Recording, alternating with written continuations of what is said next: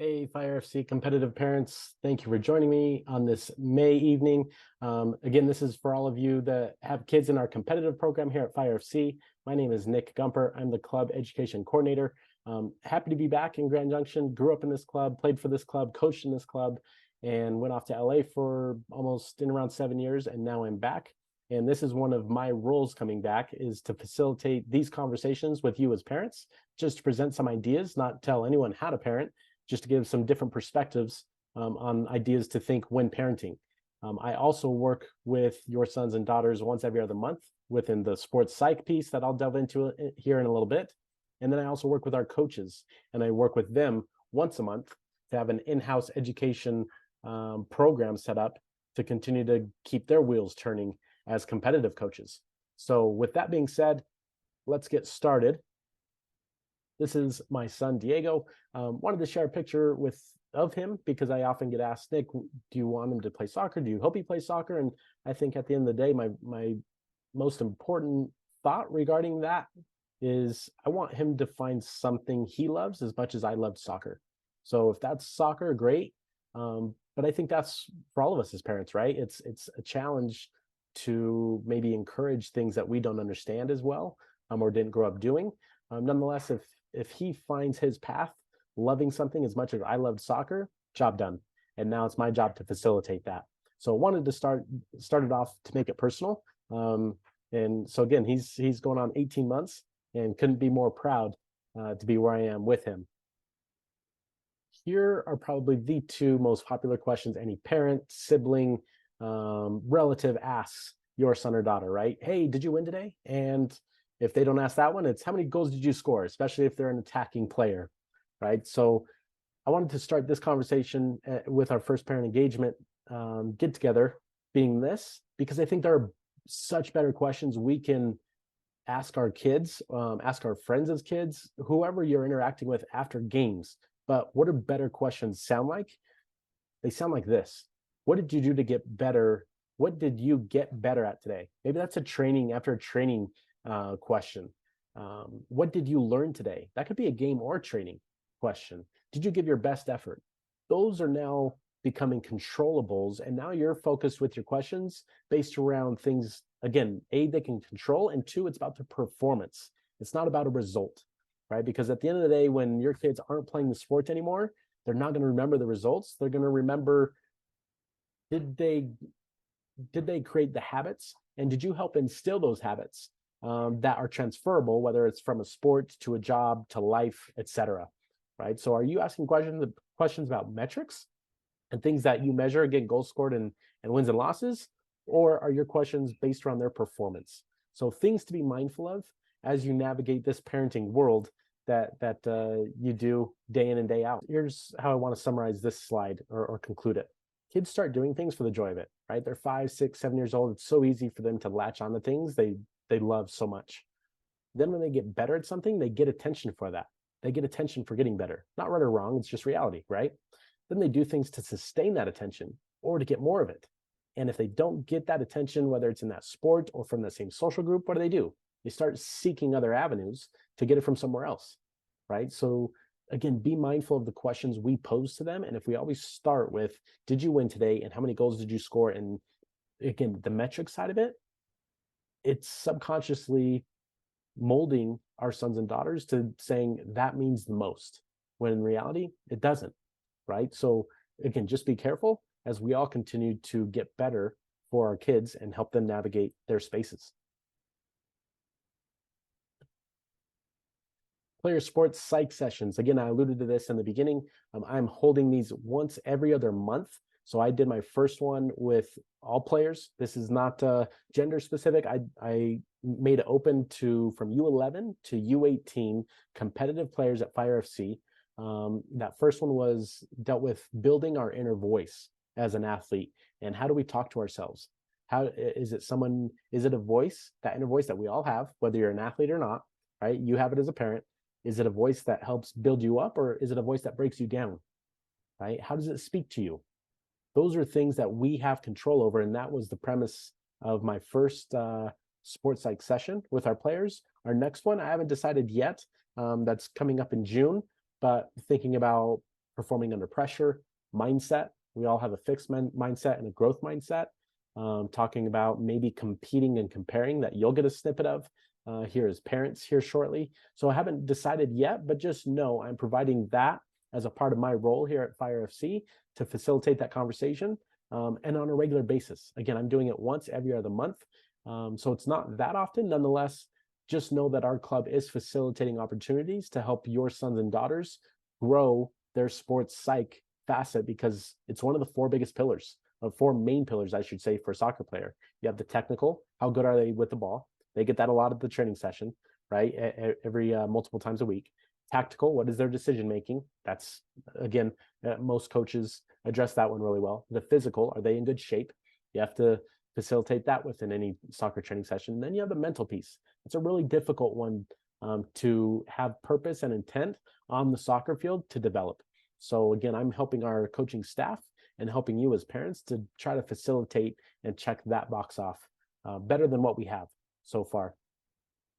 A review and a preview for those of us in the competitive space here at Fire FC. I wanted to just briefly outline a number of topics that we get a lot of questions about. Number one, what are you signing up for when you get involved in the competitive program? You're signing up for a 1-year commitment.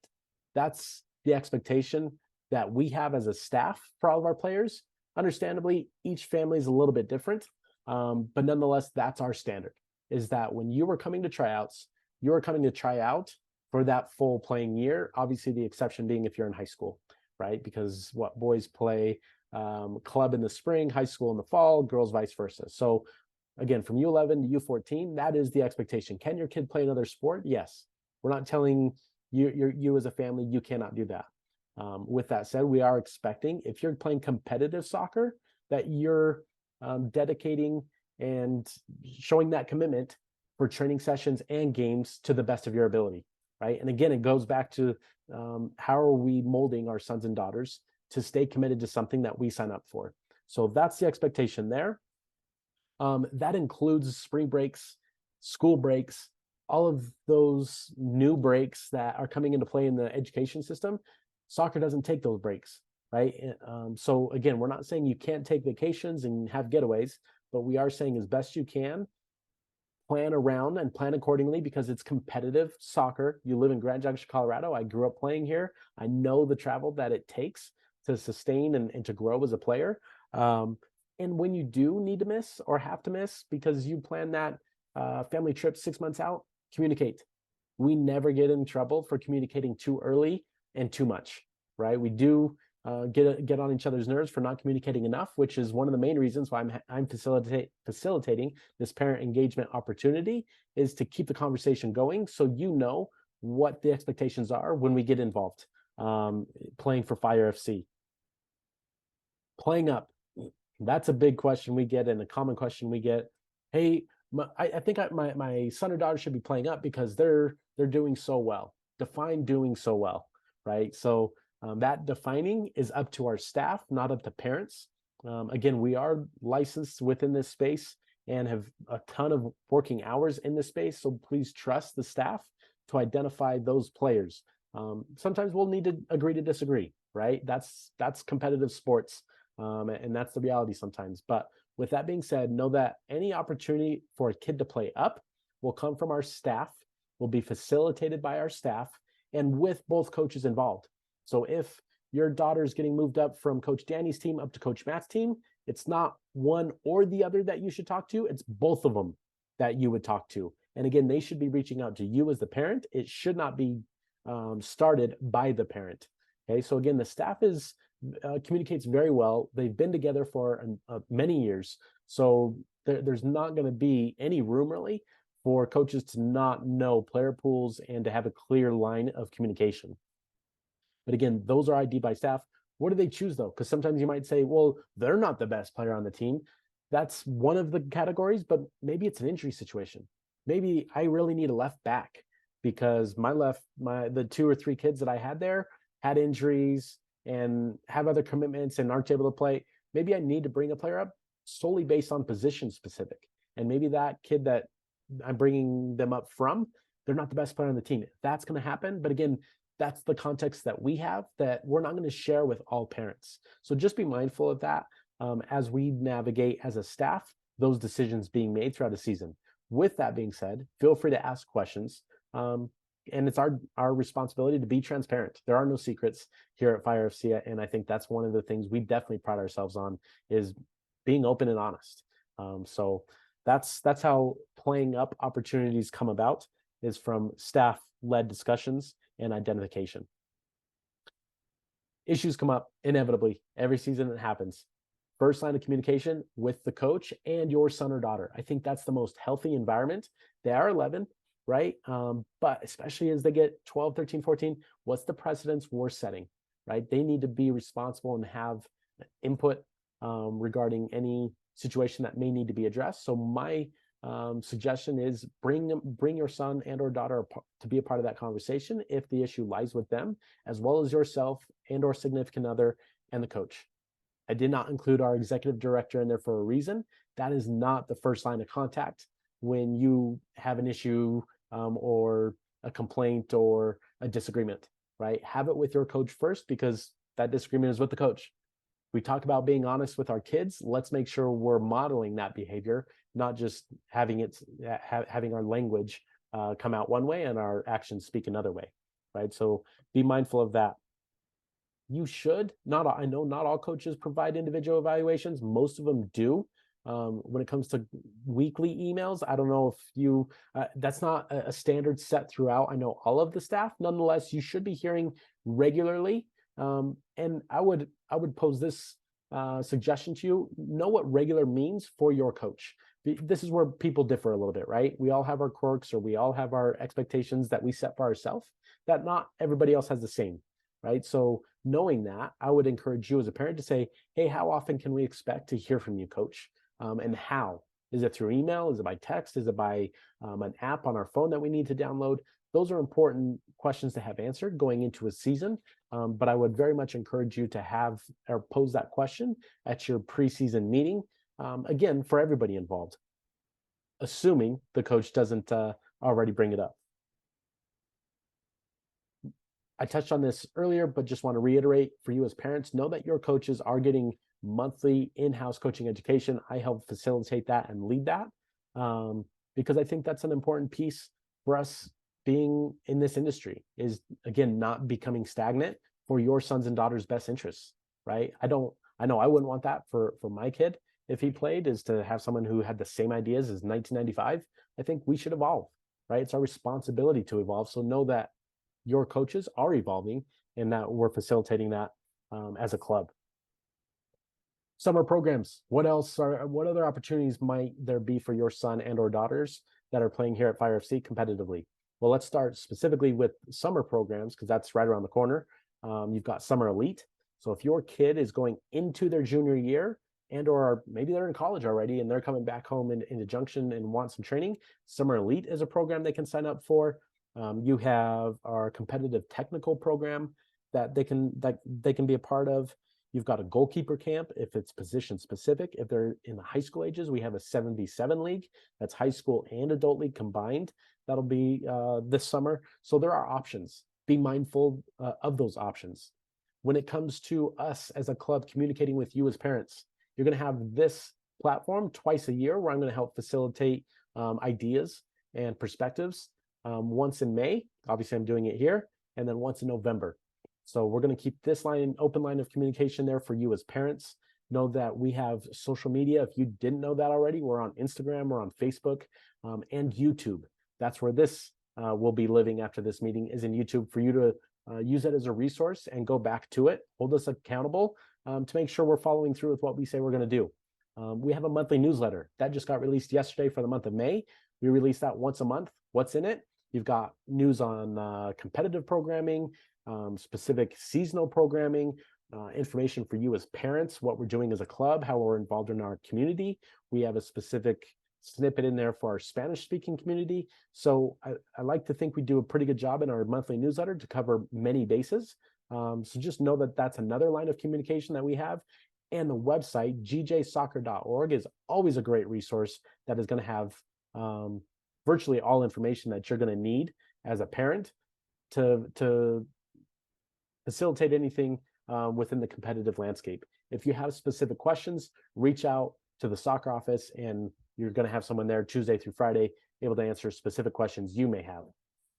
So that's from the club side. One new thing I wanted to make everyone aware of in the competitive side specifically, we are bringing back international trips. I'm excited to bring this one back. I helped facilitate a number of them. Got there in the mid 2010s-ish. Took numerous groups to Brazil, took a group to Europe. We're bringing that back, and I'm going to help spearhead that one. So be on the lookout for more information there. We have not decided yet what age group and or gender is going to be going to our next international trip, but that will be happening in the summer of 2024. So that's a review and a preview for Fire FC and the competitive landscape. I now want to segue into a very good, it's about an 8-minute clip. So I think very interesting perspective, of course, coming from a person that works specifically in that space of sports psychology. And again, that perspective. And I think it shouldn't just be his perspective. How can you maybe steal some of those ideas and present those to your kids when they're feeling between a rock and a hard place of that competition facet, right? What are the controllables? And reminding them that competition is a healthy thing if it's viewed as that, right? Or do we pin them up against to say, you're so much better than that same individual that plays the same position and I don't understand it, right? How can we shift that perspective so we go back to what's a healthy situation versus a toxic one? I obviously put these same questions that I started with back up on the screen, right? Again, how are we navigating these conversations with our kids, specifically after games? Did you win? And how many goals did you score, especially if they're an attacker? That's a ton of precedence we're putting on a result that's oftentimes, if not always, out of their control, right? Again, are you asking questions about metrics or asking questions about performance? Two totally different ways of viewing how we prioritize things. And I want to leave you with these two questions and a thought. Number one, what do you want your kid to get out of their sporting experience? And two, what do you think your role is to make that come true? I think a very interesting scenario and a couple interesting questions to think about as a parent. Yeah. Last thing I want to leave you with, don't rush through the thing you're going to miss more than anything. And that's being a parent with your kid and seeing them through these years and navigating their sporting experience. So I'll leave you with that. Hopefully we'll see you in November. Please reach out at any time if you have any questions. Hopefully we'll talk soon.